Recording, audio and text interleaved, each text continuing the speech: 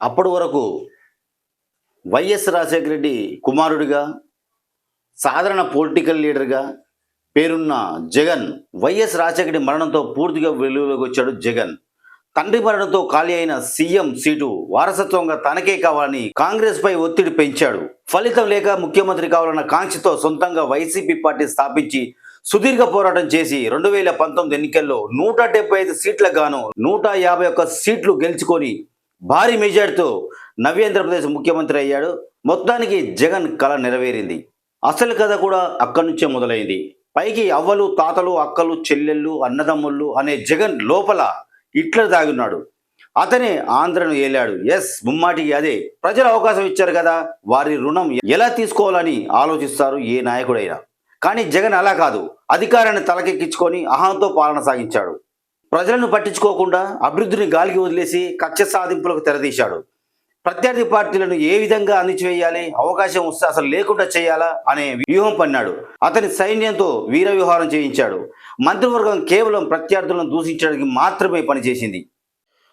Telugu Desam party నాయకులను, కార్యకర్తలను, Janasena party కార్యకర్తలను, నాయకులను, అధినాయకులను కూడా వదిలిపెట్టకుండా నోటికి వచ్చినట్టు సంస్కరణ లేని భాషతో బాధపెట్టారు. చంద్రబాబు నాయుడుని వ్యక్తిగతంగా తన సతీమణిని అనరాని వినరాని మాట అని పైశాచిక ఆనందాన్ని పొందారు.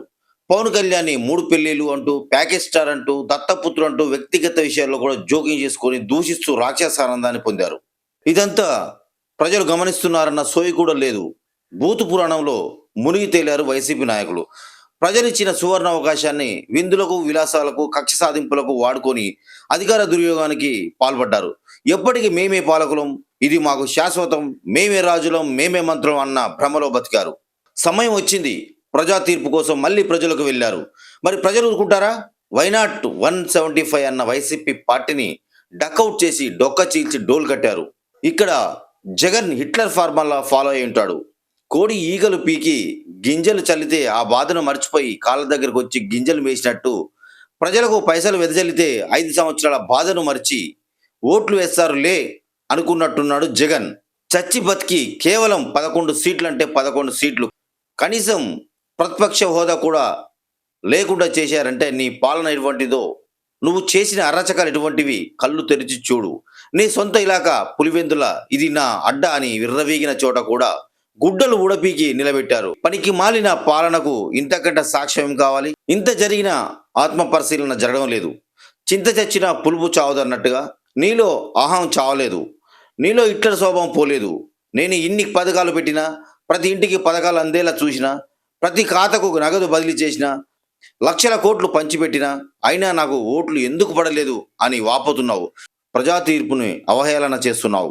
ఒక్కసారి ఆలోచించు జగన్. ఆ డబ్బులు నీ సొంత ఖాతాలో నుంచి తీసిచ్చావా, లేక నీ ఆస్తులు అమ్మిచ్చావా?